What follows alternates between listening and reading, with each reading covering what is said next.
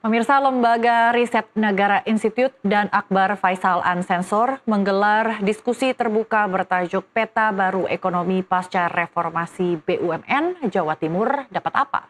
Forum itu menghadirkan para pakar kebijakan publik, ekonom, dan tokoh strategis dari sektor pemerintah maupun dunia usaha untuk membahas arah baru perekonomian Indonesia setelah reformasi besar-besaran di BUMN.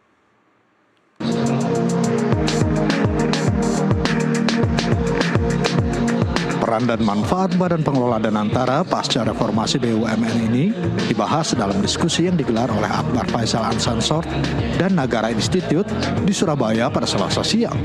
Dalam diskusi yang mengangkat tema Peta Baru Ekonomi Pasca Reformasi BUMN Jawa Timur dapat apa, dihadiri oleh Ketua Komisi 11 DPR RI Muhammad Misbahun, Wakil Gubernur Jawa Timur Emil Elistianto Dardak, serta peneliti Nagara Institute Edi Sewandono dan pakar ekonomi Ferry Latuhihi. Membahas diskusi ini, Ketua Komisi 11 DPR RI Muhammad Misbahun mengatakan, saat ini masyarakat perlu diberi pengetahuan tentang Danantara yang telah melakukan upaya-upaya strategis menjaga kehadiran negara untuk dirasakan manfaatnya oleh masyarakat. Saat ini diakui Misbahun, Danantara sedang melakukan tugas public service obligation, di mana subsidi bisa dioperasionalkan sampai di masyarakat dengan efisien. Misbahun menambahkan, Danantara akan mengurangi beban-beban negara yang bisa diefisienkan dan dibuat lebih produktif, seperti halnya mencontohkan bagaimana gas melon diberikan harga keekonomian, serta bagaimana pupuk bersubsidi bisa hadir di tengah-tengah petani, sehingga petani bisa menjadi lebih produktif, yang kesemuanya dilakukan oleh Danantara. Selain itu, Danantara juga diharapkan akan mengurangi korupsi di BUMN karena adanya perbaikan tata kelola. Muhammad Misbahun juga menegaskan Danantara mendapatkan pengawasan dari BPK, BPKP, serta pengawasan politik dari DPR. Forum mengenai Danantara dan manfaat Danantara di Jawa Timur. Karena apa? Sangat sedikit masyarakat yang mengetahui mengenai Danantara ini sudah melakukan apa.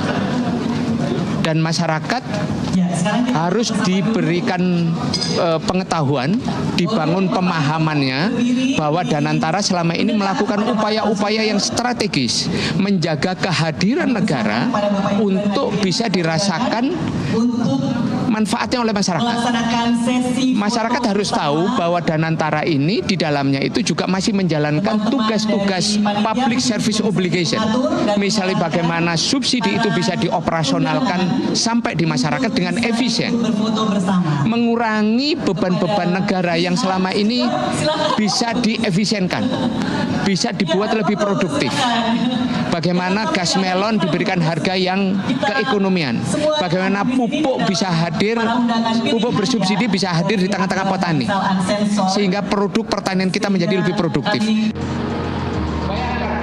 Di sisi lain, Wakil Gubernur Jawa Timur Emil Elistianto Dardak menyatakan, setelah diluncurkannya BP Danantara dan pasca reformasi BUMN, pihaknya berharap ada dampak yang baik, seperti halnya peningkatan investasi serta bertambahnya lapangan pekerjaan bagi masyarakat di Jawa Timur, mengingat banyak dari perusahaan BUMN yang berkantor di Jawa Timur, seperti halnya Pelindo 3, PT PAL, hingga Pertamina, dan sejumlah perusahaan BUMN lainnya.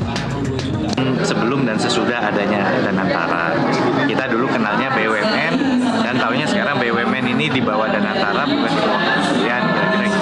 Lalu dalam konsep Jawa Timur bagaimana?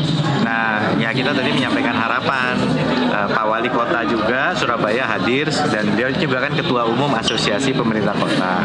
Jadi pada intinya kita berharap dengan adanya Danantara ini kan ada dua mesin.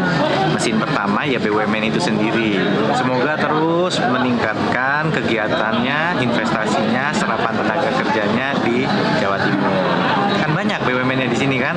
Ada Semen Indonesia, ada Petrokimia, Pupuk Indonesia, dan seterusnya dan seterusnya. Pelindo, Perhutani, PTPN. Terus seperti nanti sore kita rapat swasembada gula, bagaimana meningkatkan produktivitas dan kesejahteraan petani bersama PTPN dan Perhutani. Namun demikian, peneliti Nagara Institute Edi Sewandono memberikan kritikan tentang pendirian Danantara yang hingga kini belum memberikan roadmap yang jelas, hubungan pemerintah daerah dengan pemerintah dalam hal bisnis, dan pemberian kontribusi kepada pemerintah daerah. Terkait aset-aset di daerah diakui masih banyak yang belum digunakan, terutama BUMN yang dalam kondisi tidak sehat, yang seharusnya bersinergi dengan pemerintah daerah yang bisa dimanfaatkan atau dikerjasamakan. Sementara BUMN yang sehat dalam pengerjaan proyek di suatu daerah, seharusnya ada pembagian keuntungan dengan daerah di proyek tersebut, sehingga melibatkan daerah sebagai subjek atau stakeholder dan bukan hanya sebagai objek. Pendirian BPI Danantara dan Badan Pengaturan BUMN sampai sekarang masih belum memberikan roadmap yang jelas terkait hubungan dengan pemerintah daerah sama pemerintah kabupaten, provinsi dalam hal bisnis dan juga pemberian kontribusi kepada pemerintah daerah ya.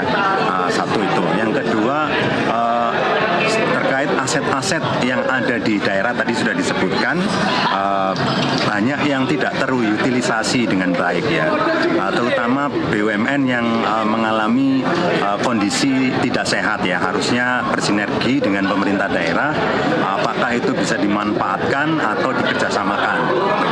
Terus yang untuk BUMN sehat terkait beberapa aset seperti Pelindo ya, terus habis itu ada proyek-proyek yang lagi dikerjakan di Tuban, itu bagaimana pembagian keuntungannya, jangan hanya memanfaatkan tenaga kerja yang sebenarnya banyak sekali dari pusat, tetapi pembagian dengan daerahnya itu tidak ada, seperti halnya dengan kalau ada participation interest ya, di mana daerah harusnya mendapatkan itu. Dengan diskusi yang dilakukan, diharapkan BP Danantara dan reformasi BUMN benar-benar menjadi pendorong peningkatan ekonomi di daerah. Dari Surabaya, Jawa Timur, Irwanda Ikadisa, Jurnalis NTV melaporkan.